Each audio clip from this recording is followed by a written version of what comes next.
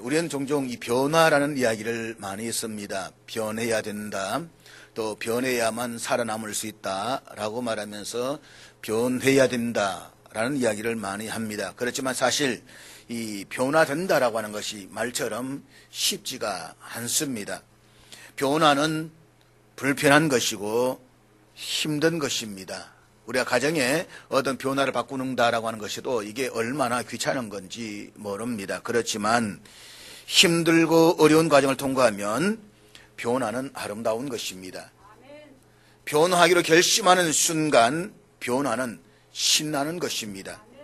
그러므로 오늘도 성령의 감동하심을 받아서 거룩한 변화의 주인공이 될 수 있기를 축복합니다. 그래서 나로 인해서 내 집이 살맛나게 하십시오. 나로 인해서 내가 섬기는 교회가 살맛나게 하십시오. 나로 인해서 하나님이 기뻐하시는 그 한 사람이 될 수 있기를 축복합니다. 그런데 문제는 오늘 현대인들은 변화를 별로 좋아하지 않는다는 것입니다. 자신의 육체를 가꾸는 일에는 아주 민감하게 반응하지만 삶의 근본적인 문제가 되는 내면을 가꾸고 변하는 일에는 굉장히 부담스러워합니다. 그런 하나님의 사람은 그리스도 안에서 그 내면이 날마다 새로워져야만 합니다.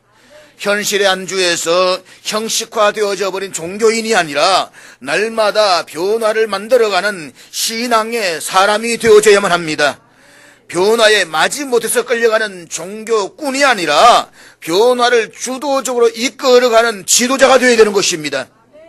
사랑하는 여러분, 오늘 이 땅의 교인들은 참 많이 있습니다.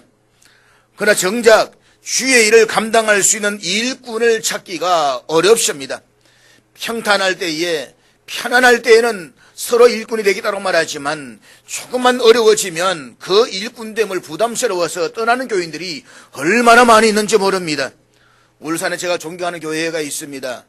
이기주 목사님 교회, 사랑선교교회가 지금 이제 건축한다고 다 뜯어서 이제 그 토목 공사를 들어가고 있습니다. 그런데 이 공사하기 전에 열심히 기도하고 늘 기도 생활에 앞서던 사람이 공사 딱 들어가니까 그 다음 주부터 교회를 옮겨버리더라는 것입니다.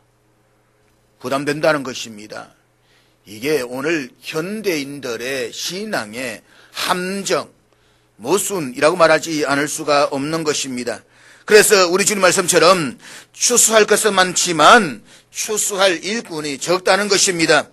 지금은 목자 없는 양처럼 정처 없이 헤매고 있는 수많은 영혼들을 주 앞에 바로 세울 수 있는 추수할 일꾼들이 필요한 것입니다. 그렇기 때문에 우리는 내가 먼저 일꾼이 되기를 위해서 기도하십시오. 그리고 추수할 일꾼들을 보내달라고 기도하십시오. 그러기 위해서는 삶의 원칙이 인격화되고 내면화되어져야만 합니다.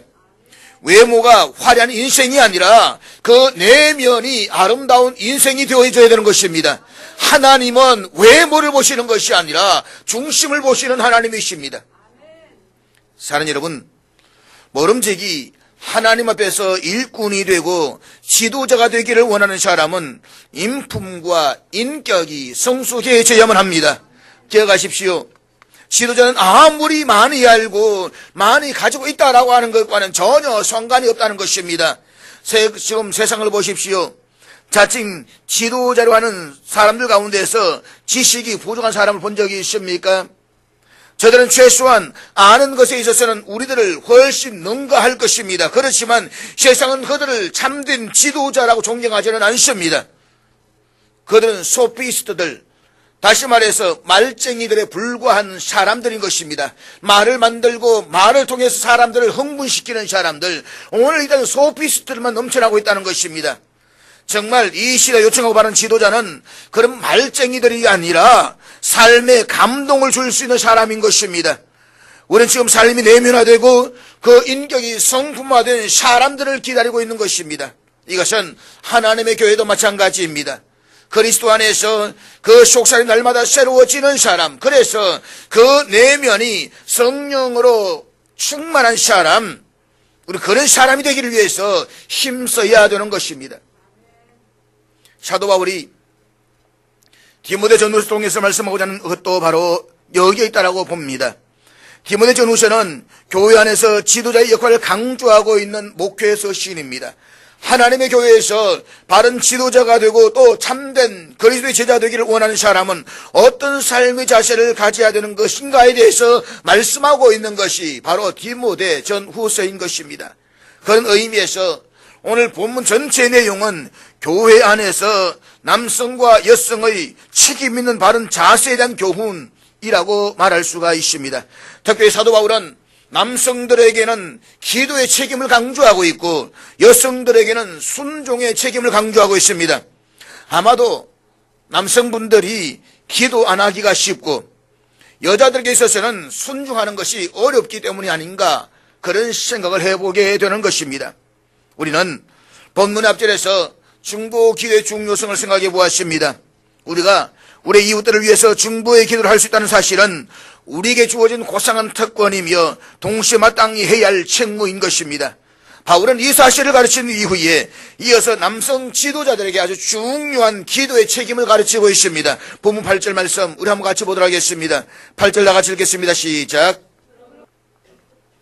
여기에서 사도 바울은 기도하는 자가 갖추어야 할 마땅한 자세를 두 가지 면에서 강조하고 있습니다. 먼저는 소극적인 면인데 이 소극적인 면에서 이웃과의 관계에서 분노와 다툼이 없어야 한다라고 말씀을 하고 있는 것입니다. 그러므로 각처에서 남자들이 분노와 다툼이 없이 우리가 기도할 때마다 특별히 조심해야 될 것은 내 마음속에 분노가 없는가라고 하는 것입니다. 그런가 하면 다른 사람들 관계에서 다툼이 없었는가를 살펴보아야만 합니다. 여기에서 분노는 내면의 상태를 말하고 있는 것이고 다툼은 외적으로 드러난 상태를 이야기하고 있는 것입니다. 그래서 하나님께서는 인간관계에 있어서 우리 안에 품고 있는 분노와 밖으로 드러나는 다툼이 우리의 기도 생활에 결정적인 장애물이 될 수 있다는 사실을 오늘 본문을 통해서 말씀하고 있는 것입니다. 이것은 예수님께서 산상수훈에서 가르치신 기도의 교훈과도 전적으로 일치한다는 사실에 우리는 주목해야만 합니다. 마태복음 5장 23절 우리 다 같이 읽도록 하겠습니다. 같이 읽습니다. 시작. 이 말씀은 우리가 주님 앞에 드리는 예배와 기도와 찬양을 보다 의미 있게 하기 위해서 먼저 관심을 가져야 할 중요한 것이 있는데 그것은 다른 사람들과의 올바른 관계라고 하는 것입니다. 이어지는 24절 말씀 우리 다 같이 읽도록 하겠습니다. 24절 같이 읽습니다. 시작. 예물을 제단 앞에 두고 먼저 가서 형제와 화목하고 그 후에 와서 예물을 드리라. 그렇습니다. 우리의 기도가 되지 못하게 하는 가장 강력한 장애물이 바르지 못한 인간관계일 수 있다는 사실을 우리는 기억해야 되는 것입니다. 이것은 산상수훈 전체를 통해서 강조되고 있는 중요한 사실 가운데 하나인 것입니다. 한 장을 더 넘어가서 마태복음 6장 12절 말씀을 같이 보도록 하겠습니다. 12절 같이 읽습니다. 시작. 우리가 우리에게 죄 지은 자를 사하여 준 것 같이 우리 죄를 사하여 주시옵고. 주기도문입니다. 우리 주님께서 가르치신 기도에서 가장 중요한 핵심 가운데 하나는 남을 용서하고 그 사람과의 올바른 관계를 맺을 때에야 비로소 우리의 죄를 용서해달라는 기도가 가능하다라는 사실인 것입니다. 그리고 우리는 보통 주기도문이라고 말하면 나라와 권능과 영광이 영원히 아버지의 것입니다. 아멘. 으로 끝나는 것을 생각하고 있는 것입니다. 그러나 이 주기도문이 그 다음에 어떤 교훈과 연결되고 있는 걸 한번 보시기를 바랍니다. 이어질 마태복음 6장 14절 15절 말씀 우리 다 같이 읽도록 하겠습니다. 같이 읽습니다. 시작. 어쩌면 주기도문의 전체에서 우리 주님께서 가장 중요하게 강조하시는 것이 바로 올바른 인간관계에 있는지도 모릅니다. 그래서 주님께서는 이렇게 말씀하시는 것입니다. 기도하기를 원하는가? 주님 앞에 응답되는 기도를 원하는가? 살아계신 하나님과 함께 교통할 수 있는 아름다운 기도를 원하는가? 그렇다면 먼저 바른 인간관계를 맺어라. 이것이 주님께서 가장 강하게 강조하시는 것입니다. 이것은 주님 자신의 가르침이실 뿐만 아니라 주님의 가르침받은 모든 사도들 강조했던 중요한 기도의 교훈이기도 했습니다. 그러므로 하나님께서 드려지는 우리의 기도가 되기 위해서는 먼저 교회 교우들을 비롯해서 모든 사람들과 바른 관계를 맺으십시오. 무엇이든지 땅에 매면 하늘에서도 매일 것이요 무엇이든지 땅에서 풀리면 하늘에서도 풀리리라고 말씀하신 것입니다.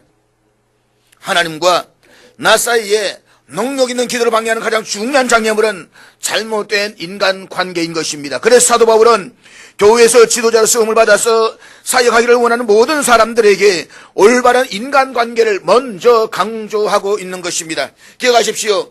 주님께서 우리에게 맡기신 사역은 단순히 언변이나 지식이나 혹은 지도자로서 어떤 자질만으로 되는 것이 아닌 것입니다. 그것은 근본적으로 영적 사역인 것입니다. 세속적인 것이 아니라 신령한 것입니다.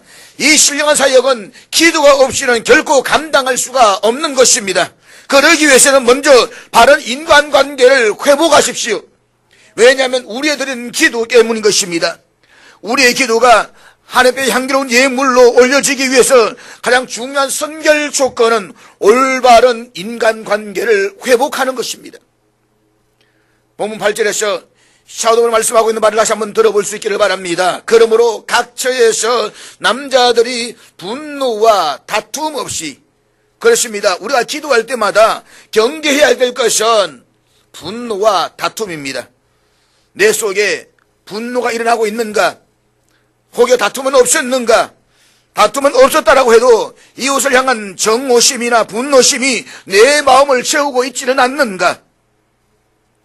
만약 이런 마음이 내 안에 있다고 한다면 그것은 기도하기 합당한 자리는 아닐 것입니다.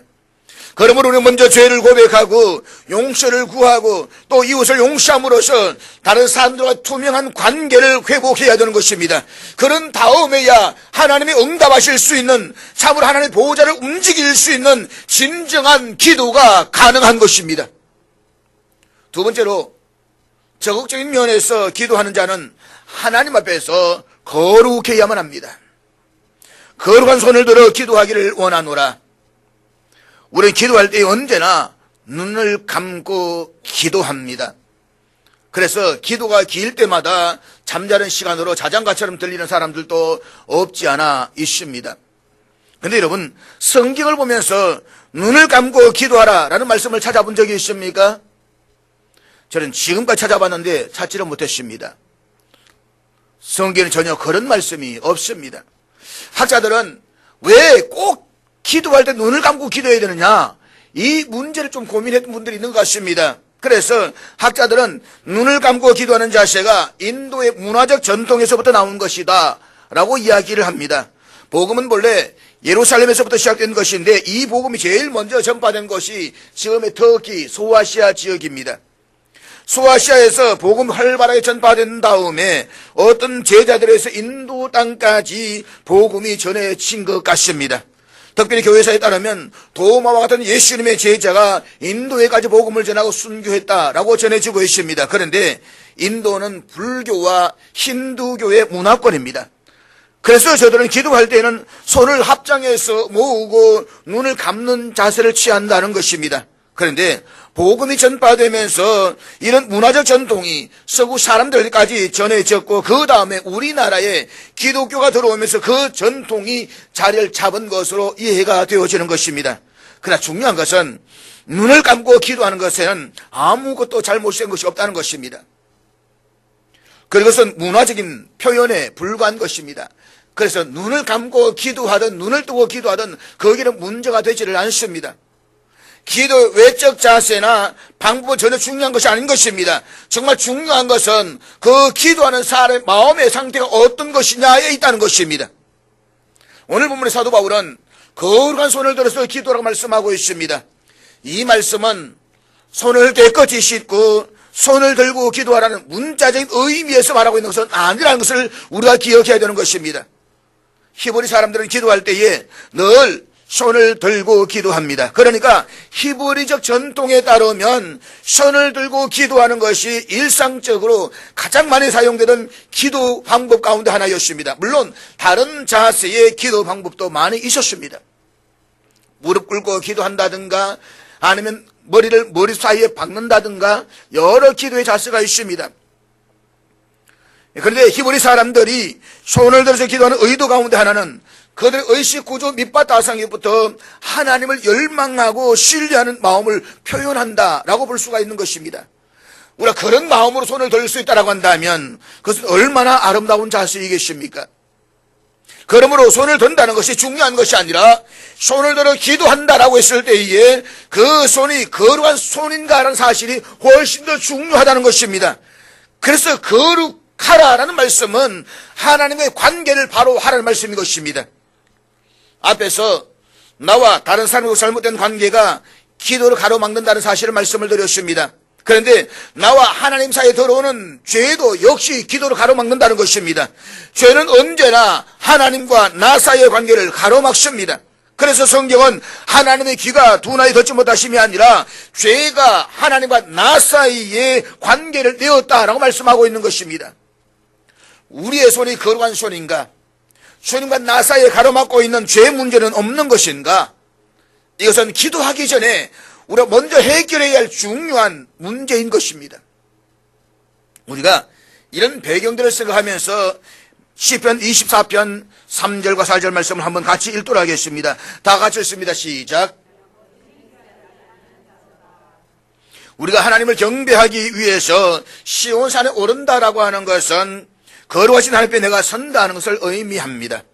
손이 깨끗하다라는 말 바로 다음에 나오는 것이 마음이 청결하며 라는 말씀인 것입니다. 거룩한 손은 육체적인 외모나 형식을 강조하는 것이 아니라 우리의 내면적인 청결을 강조하는 것으로 보는 것이 합당하다는 것입니다. 우리는 지금까지 소극적인 면과 적극적인 면에서 기도하는 자의 자세를 생각해 보았습니다. 우리가 기도에 임할 때마다 하나의 보호자를 향해서 나올 때마다 그리고 주님 앞에 나의 기도와 간구를 펼쳐 놓을 때마다 돌보아야 하는 것은 나와 다른 사람과의 관계인 것입니다. 그리고 나와 하나님과의 바른 관계인 것입니다. 그러므로 각처에서 남자들이 분노와 다툼이 없이 거룩한 손을 들어 기도하기를 원하노라. 이 말은 여자분들은 기도를 하지 않아도 좋다는 말인 것입니까? 우리가 성경을 읽어보면 성경 어디에도 여성분들은 기도를 안 해도 좋다라거나 기도는 남성분들만의 특권이라고 이야기하지 않는다는 사실을 우리가 알게 되는 것입니다. 기도는 하나님을 아버지로 모시는 모든 그리스도인들이 해야만 하는 것입니다. 그렇지만 특별히 교회에서 지도자적인 위치에 있는 남성들에게는 더욱더 중요한 책임이라는 사실을 잊지 마십시오. 이것은 이어진 디모데전서 3장에서 교회 안의 지도자들의 자질을 말하고 있는 사실에서도 연관시켜서 생각해 볼 수가 있는 것입니다. 그러므로 기억하십시오. 영적인 지도자는 기도해야 되는 것입니다. 기도로서 사역을 해야 되는 것입니다. 기도로서 다스려야 되는 것입니다. 기도 없이 어떤 일도 감당할 수가 없는 것입니다. 기도의 영권을 회복하십시오. 사랑하는 여러분, 하나님은 남성을 교회 지도자로 세웠을 뿐만 아니라 한 가정의 머리로 세웠습니다. 가정에서 가정의 범사를 다스리는 가장들의 중요한 책임 행사도 기도를 통해서 이루어져야 되는 것입니다. 그렇다면 가정을 책임지고 식구들을 먹여 살리느라고 수고하며 애쓰는 아버지 되신 여러분, 참으로 기도하십니까? 거룩한 손을 들어서 내 식구를 위해서 기도하고 계십니까? 분노와 다툼을 버리고 기도하고 계십니까? 바울은 남성 지도자들 주시는 기도의 책임을 강조한 다음에 이어서 교회 안에서 여성들의 순종의 책임을 강조하고 있습니다. 그런데 디모데전서 2장 9절 이하의 말씀은 현대 신학자들이나 성경학자들, 특별히 여성 해방을 주창하는 사람들에게서 신랄한 논쟁이 되고 있는 본문 가운데 하나라고 말할 수가 있습니다. 남성과 여성의 평등을 주장하는 오늘의 시대에 남성을 향한 여성들의 일방적인 순종은 시대에 뒤떨어진다는 이야기인 것입니다. 반면에 보수주의적 신학을 따르는 사람들이나 단체에서는 본문의 근거에서 여성은 교회에서 일제의 사역에 관여할 수 없다라고 주장을 합니다. 그래서 그들은 심지어 여성들을 가르침의 위치에 있는 장로나 목사가 될 수 없다라고 이야기합니다. 대표적인 교단이 합동책입니다.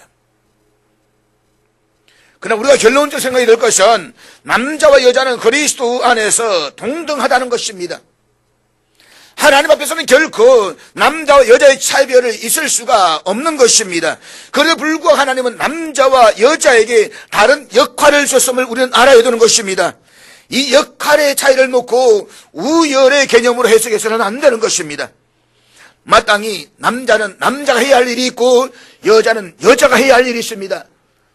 중요한 것은 하나님께서 한 가정을 세우실 때에 그분은 가정에서의 지도자 자격을 여성이 아닌 남성들에게 기도하셨다는 것입니다. 이것이 불만이면 하나님께 항의하시기를 바랍니다. 그러나 이것은 하나님의 경륜이고 가르침이고 계획인 것입니다. 창조의 순서인 것입니다. 본문으로 돌아오겠습니다. 사실 본문처럼 여성의 절대적 순종을 강조하는 어조로 강조하고 있는 본문이 성경에 다시는 없을 것이라고 생각이 됩니다. 사도 바울은 여성들이 그렇게 순종해야 하는 이유를 창조의 원리에 호소하면서 말씀하고 있습니다. 본문 12절 13절 말씀 우리 한번 같이 읽도록 하겠습니다. 같이 읽습니다. 시작.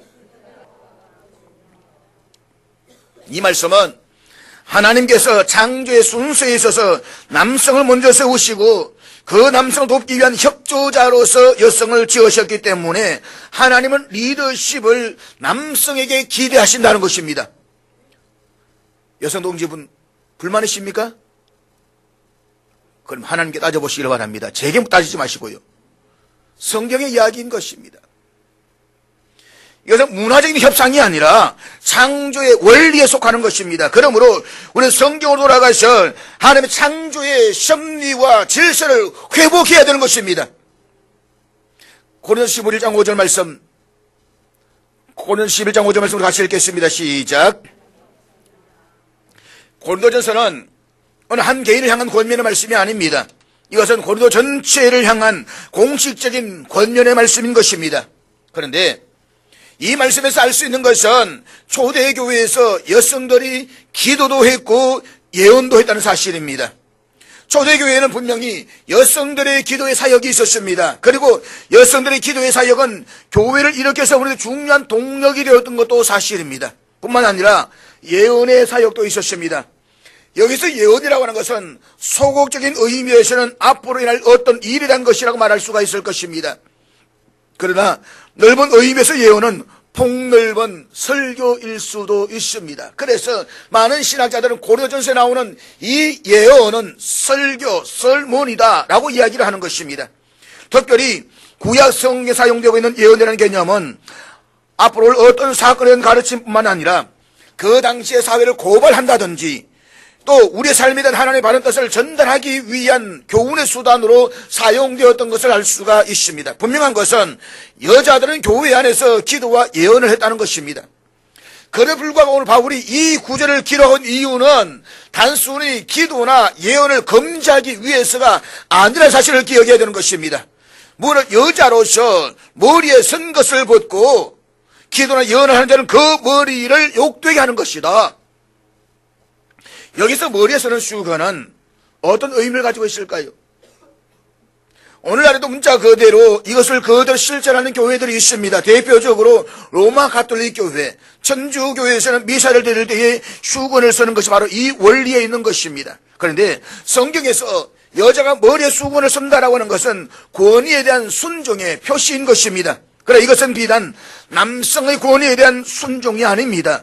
이것은 궁극적으로 하나님의 모든 창조 질서에 대해서 하나님, 제가 하나님 뜻 앞에 순종하겠습니다 라는 표시인 것입니다. 그런데 그 당시에 수건을 벗는 사람들이 있었던 것 같습니다. 당시 복음은 여성들에게 해방을 가져다 주었습니다.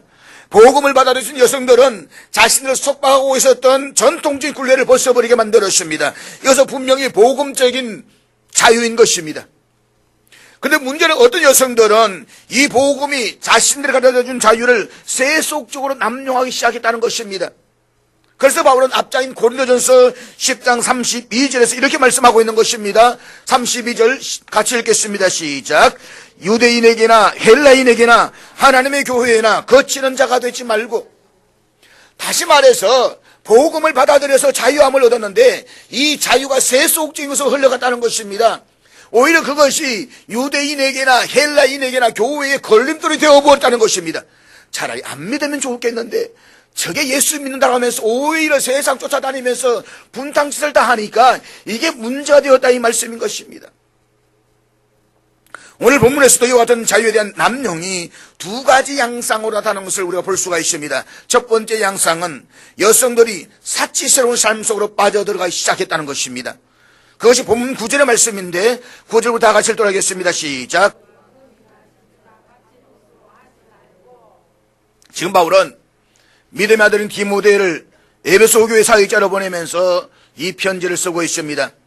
에베소라는 도시는 당시에 소아시아에서 매우 중요한 무역 도시였으며 경제적으로 아주 풍요로웠습니다. 그래서 이 본문의 말씀을 유진 피터슨의 메시지 성경 소리는 당시 여성들의 모습을 보다 확진하게 분명하게 확인할 수가 있습니다. 한번 같이 읽도록 하겠습니다. 시작. 거울 앞에서 최신 유행을 쫓아 자신을 아름답게 꾸밀 것이 아니라 하나님께 아름다운 일을 행함으로 진정 아름다운 사람이 되십시오. 에베소 교회 여성들은 이 풍요의 특권을 이용해서 사치스러운 생활을 하기 시작했다는 것입니다. 저들은 그리스도의 복음이 가져다준 자유를 세속적인 사치와 향락을 누리는 자유로 남용했다는 것입니다. 그래서 오늘 본문은 그리스도인 여성들이 좀 더 관심을 가져야 될 것은 유행을 쫓아 자신의 외모를 꾸밀 것이 아니라 내면이 아름다운 인격적인 사람이 될 것을 강조하고 있는 것입니다. 과거 옛날에 7080 때 노래가 있지 않습니까? 유행 따라 사는 것도 제멋이지만, 유행 따라 사는 것은 제멋이라 말할 수 있지만 하나님 보시기에는 아닌 것입니다. 오늘 우리 어떻게 했습니까? 복음으로 자유로워졌습니다. 복음으로 풍요로워졌습니다. 그 풍요로움과 자유를 가지고 세속적으로 쫓아다니는 것입니다. 그래서 수시로 백화점 쫓아다니고 수시로 사실을 꾸미고 수시로 세상의 물정 속에서 외모를 갖고 오는 사람들, 그 여성분들을 향해서 말씀하고 있는 것이 오늘 본문의 말씀인 것입니다. 두 번째 양상은 특별히 교회에서 지도의 권위에 도전하는 현상들이 일어나기 시작했다는 것입니다.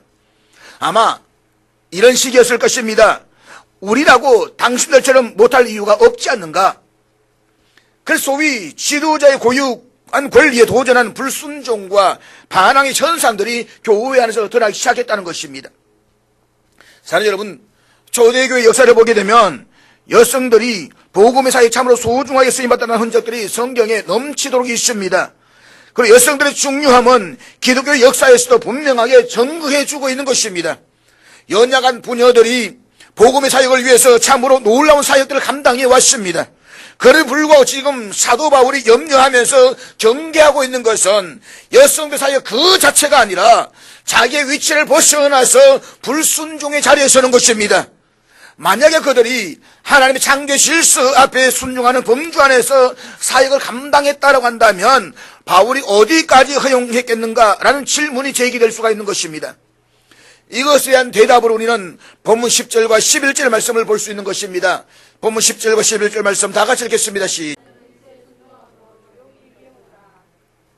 우리 바울의 이 말씀이 여성들 하여금 교회 안에서 절대적으로 침무를 지키라, 그런 말씀이 아니라는 사실을 기억해야만 합니다. 많은 학자들은 여기에서 조용히라는 단어를 이렇게 설명하고 있습니다.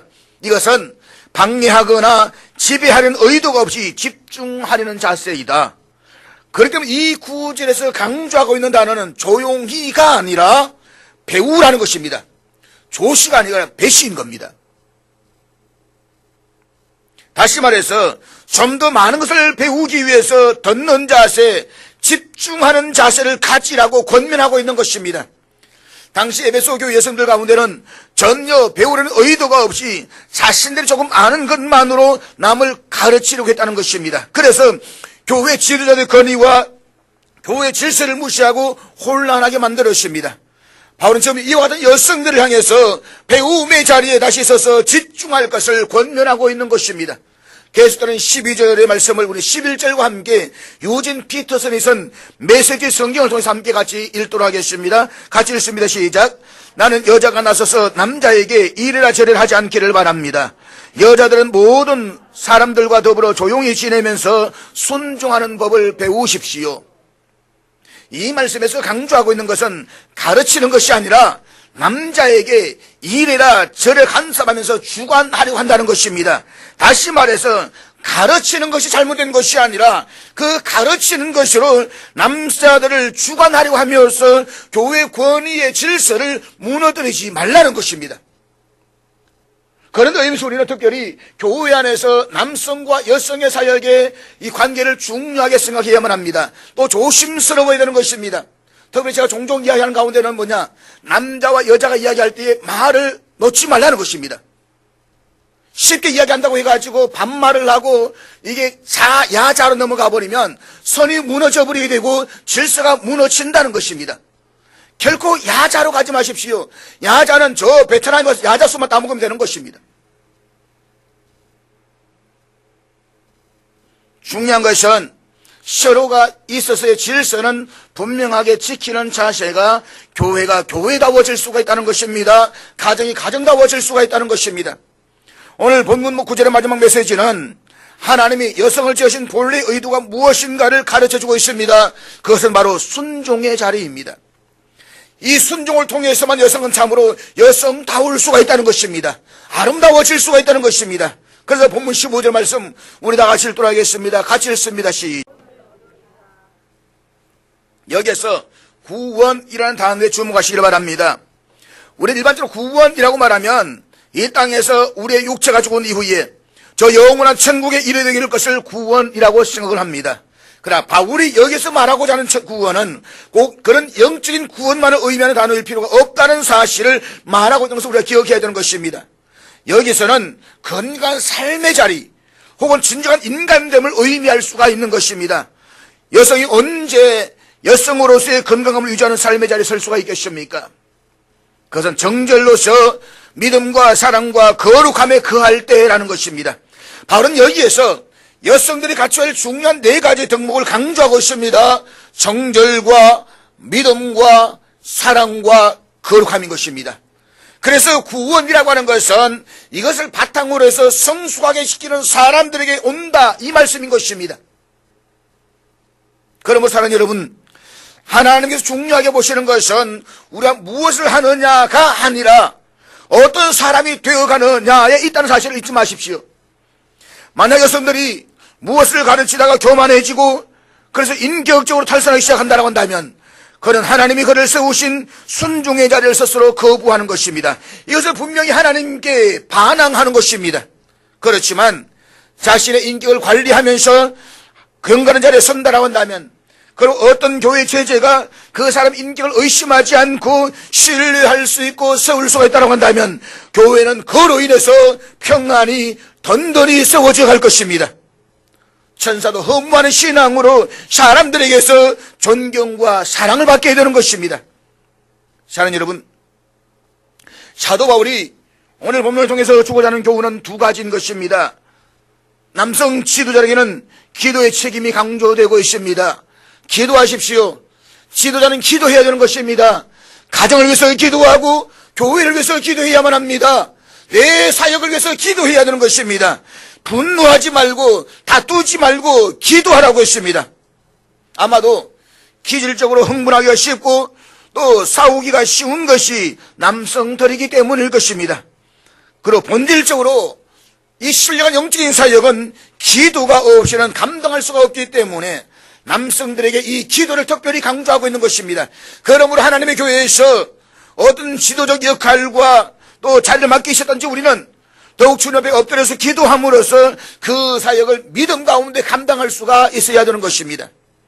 그런가 하면 여성들은 하나님이 나를 세우신 그 본래의 자리, 순종의 자리에 나는 설 수가 있는가? 그런데 내가 여성다움을 잃어버리지 않고 향기를 바라면서 우리 주님을 섬길 수 있는 방법이 무엇인가? 라고 하는 질문을 어림없이 던져야 된다는 것입니다. 이것은 어쩌면 여성들에게 가장 중요한 질문이자 도전이 될 수가 있는 것입니다. 중요한 것은 하나님께서 말씀을 통해 주신 그리스도에 주어진 올바른 자세가 무엇인가를 깨달아 알아가는 것입니다. 그리고 그것을 우리의 삶에 실천적으로 살아드리는 것입니다. 그래서 세상 사람들과 교회에 걸림돌이 되지 않는 저와 될 수 있기를 주의 이름으로 축복합니다.